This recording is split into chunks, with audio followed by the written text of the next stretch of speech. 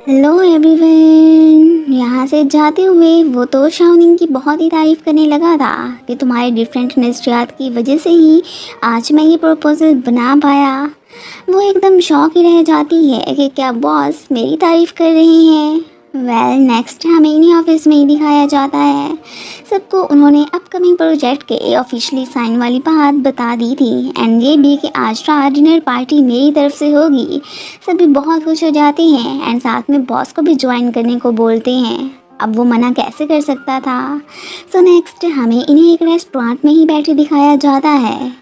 एक एम्प्लॉय के कहने पे शाओनिंग तो बॉस के पास जाके उन्हें वाइन पीने को बोलती है। अब जाहिर सी बात है उसे तो डॉक्टर ने ये पीने से मना किया था, सो वो इनकार कर देता है।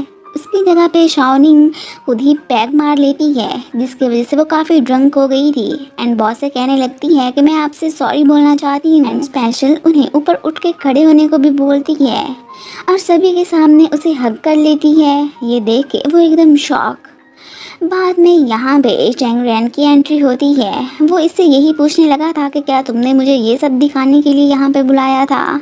ये फ़ौरन से शाओनिंग को साइड पे कर देता है। अब चैंग रैन उससे यही कहने लगा था कि अगर तुम शाओनिंग को लाइक करते हो तो उसे ये बात बता ही दो। अब ये उसे यही अश्योर करवाता है कि देखो तुम जैसा समझ रहे हो ऐसी कोई भी बात नहीं है। शाओनिंग अपने बॉस से कह देती है कि मैं ही आपको घर ड्रॉप कर दूंगी, बट वो काफ़ी ड्रंक हो चुकी थी। सो इसलिए गू चुआन उसे कहता है कि क्या तुम जेल जाना चाहती हो। उसे ही लेके और फिर वहाँ से जाने ही लगा था।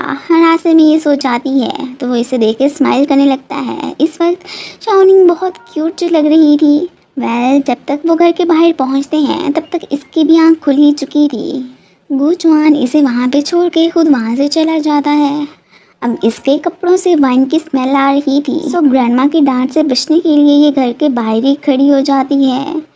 दूसरी तरफ ओयांग साहब फिर से इससे फ्लर्ट करने पहुंच आए थे। येन उसे खूब मज़ा चखाती है, फिर भी ये बात तो नहीं आने वाला था। इधर गुचुआन उसकी टेंशन में शाओनिंग को कॉल करता है कि क्या तुम घर पहुंची हो या नहीं। इससे पहले तो वो झूठ बोलती है कि हाँ मैं पहुंच गई हूँ, बट पीछे से एक ड्रंक साहब वॉमिटिंग कर रहे होते हैं। उसकी आवाज़ सुन के अब इसे इतना तो पता चल गया था कि वो अभी तक घर गई ही नहीं है। ये जब देखती है कि ये पर्सन कोई और नहीं बल्कि मिस्टर ही है तो काफ़ी शॉक रह जाती है और वो इससे बदतमीज़ी करने लगा था कि आज तुम्हारी वजह से मेरी जॉब भी चली गई है, तुम्हें तो मैं नहीं छोड़ूंगा। अब इनकी ये सारी बातें गुचुआन ने सुन ली थी। वो फ़ौरन से फिर उसे देखने जाने लगता है। इससे पहले कि मिस्टर ही मज़ीद बदतमीज़ी करता, ऊपर से गुचुआन आ ही गया था। ये एक टूटी हुई बोतल से उसे ज़ख्मी करने की कोशिश करने लगता है। तभी ना सिर्फ उसे चोट लगती है बल्कि शाओनिंग की हैंड पे भी बोतल लग चुकी थी। ये देख के अब गुचुआन को बहुत ही ज़्यादा गुस्सा आ जाता है एंड फिर बस और क्या था, उसका हार्ट रेट बहुत ही हाई हो जाता है। जैसे ही ये मिस्टर हीशेंग का हाथ पकड़ता है वो तो एक ज़ोरदार करंट का झटका खा के नीचे गिर जाता है। इतने में गुचुआन की कंडीशन भी काफ़ी ख़राब हो चुकी थी। बेचारी शाओनिंग परेशान होकर इसे सॉरी बोलने लगती है कि मेरी वजह से ही ऐसा हुआ है ना। अब इसकी हार्ट बीट का नोटिफिकेशन चैंग रैन को भी पहुंच चुका था। वो इनकी हेल्प करने आ जाता है। नेक्स्ट हमें इन दोनों को हॉस्पिटल में ही दिखाया जाता है। इधर चैंग रैन पुलिस को स्टेटमेंट देने में बिजी था और साथ में उन्हें ये भी कहता है कि मिस्टर ही शेंग बहुत ही बुरा इंसान है, इसे तो ज़रूर जेल होनी चाहिए। इतने में मिस्टर ही को होश आ जाता है एंड वो पुलिस ऑफिसर को यही बताने की कोशिश करने लगता है कि इसके दोस्त के हाथ में पता नहीं कौन सा करंट है कि जब भी मुझे छूता है मैं झटका खा के गिर जाता हूँ। पर वो इसकी बात में बिलीव नहीं करती कि ये बहुत ही ड्रंक हो चुका है, इसलिए उल्टी सीधी बातें करने की कोशिश कर रहा है। इसके बाद वो भी शाओनिंग की भी स्टेटमेंट लेती है। चैंग रैन तो पुलिस ऑफिसर से भी फ्लर्ट करने से बाज नहीं आता। तभी अचानक इसकी नज़र उयांग और जू यैन पे भी पड़ जाती है। अभी भी वो बेचारा रो ही रहा था कि आखिर तुम्हें मसला क्या है, इतना तो मुझे मॉम ने भी नहीं मारा जितना कि तुम मुझे मारती हो। फिर भी वो इस पे गिव अप नहीं करने वाला था। दूसरी तरफ शाओनिंग गुचुआन को घर छोड़ने आ चुकी थी। तब तक वो वहाँ से नहीं जाने वाली थी जब तक वो अपने बॉस को बिल्कुल सही सलामत ना देख लेती, इसलिए वहीं पे ही बैठ जाती है। गुचुआन अपने रूम में आके खुद को चार्ज करने लगा था। इधर ये साहब अपनी आदत से बाज नहीं आते। सब कुछ पता होने के बावजूद भी जूलियन से फ्लर्ट करने लगता है, फिर उससे मार ही खा बैठता है। ग्रैंडमा परेशान होकर शाओनिंग को कॉल करती हैं कि तुम कहाँ पे हो। वो उन्हें कहती है कि आप मुझे लेके परेशान ना हो, आज ओवरवर्क करने की वजह से मैं घर लेट ही आऊँगी। बट फिर अपने बॉस के आने का वेट करते करते वो यहीं पर ही सो जाती है। इधर ये साहब तो जूजियन को वो चैट पे ऐड करने को बोलते हैं, पर वो नहीं मानती। फिर इसकी बार बार रिक्वेस्टें करने पर फाइनली वो इसे ऐड कर ही लेती है। गुचुआन भी फुली चार्ज हो ही चुका था। जब वो बाहर आके देखता है कि ये तो यहीं पे बैठे बैठे सो गई है, तो वो इसके ऊपर फिर एक ब्लैंकेट ही उड़ा देता है। बाद में डॉक्टर भी इससे कॉल करके पूछते हैं कि आज खैरियत तो थी ना, तुम्हारी इलेक्ट्रिसिटी पावर तो बहुत ही हाई नज़र आ रही थी। अब ये उन्हें कहता है कि हाँ कुछ नहीं, बस छोटा सा एक्सीडेंट हो गया था। वो तो इसे यही पूछने लगते हैं कि कहीं तुम लव शेफ के चक्कर में तो नहीं पड़ गए हो ना, पता तो है कि वो तुम्हारे लिए कितना डेंजरस है। अब साथ में ये उन्हें कहता है कि ऐसी तो कोई बात नहीं है, लेकिन बहुत जल्दी उन्हें अपनी बीमारी को ठीक करने के लिए सोल्यूशन ढूंढने का भी कह देता है। नेक्स्ट डे जब शाओनिंग की आँख खुलती है तो वो खुद को बॉस के घर में पा के बहुत ही सरप्राइज होती है कि क्या मैं रात को यहीं पे सो गई थी। साथ में उसकी नज़र पास पड़ी एक टी शर्ट पे भी पड़ती है जो कि गुचुआन उसके लिए ही रख के गया था, बट वो नहीं पहनती। जब वो देखता है कि यहाँ से शाओनिंग चली गई है एंड उसने उसकी ड्रेस भी नहीं पहनी है, तो वो थोड़ा सा अपसेट हो जाता है। इतने में चैंगरेन की भी एंट्री हो चुकी थी। बाद में शाओनिंग अपनी आंट के लिए ब्रेकफास्ट लेके हॉस्पिटल ही पहुंची हुई थी। तभी चैंगरेन उसे कॉल करके कुछ इंग्रेडिएंट्स वगैरह गुचुआन के घर लाने को बोलता है। साथ में वो उसकी टी शर्ट भी पड़ी देख चुका था, इसलिए वो इसे छेड़ने लगता है कि तुम मानो या ना मानो, पर तुम्हें शाओनिंग से लव हो ही चुका है ना। बट वो आगे से कुछ नहीं बोलता कि इसकी बातों को एक कान से सुन के दूसरे कान से निकाल देता है। दूसरी तरफ शू साहब तो अपने डैड से मिलने आए थे। अब यहाँ पे हमें पता चलता है कि एक्चुअली में इसके डैड ने इसकी माँ का मर्डर किया था, तभी तो उन्हें जेल हुई। और इसी बात का उसे इन पे बहुत ही ज़्यादा गुस्सा होता है, तभी तो वो उसकी अपने डैड से बिल्कुल नहीं बनती है।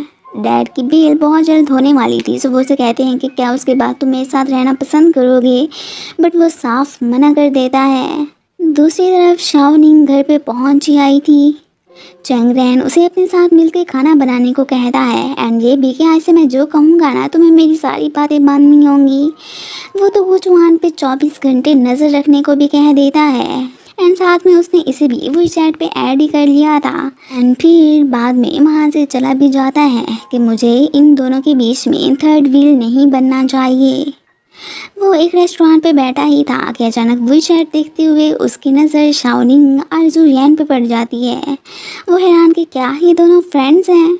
शाओनिंग हेल्प करने के लिए जब गुचुआन को बुलाती है तो वो समझने लगा था कि शायद इसने अपने बाल सेट करवाने थे। फिर ऑकवर्ड फील करके वहाँ से साइड पे चला जाता है। इधर एक रेस्टोरेंट पे इसकी मुलाकात जूलियन से हो गई थी। अब वो उसे यही पूछने लगता है कि क्या तुम शाओनिंग की फ्रेंड हो। वो हैरान कि तुम्हें कैसे पता चला, और मेरी फ्रेंड से तुम दूर ही रहना तो बेहतर होगा। भी उसे बताने लगता है कि वो जिस कंपनी में काम करती है मैं वहाँ का इन्वेस्टर हूँ।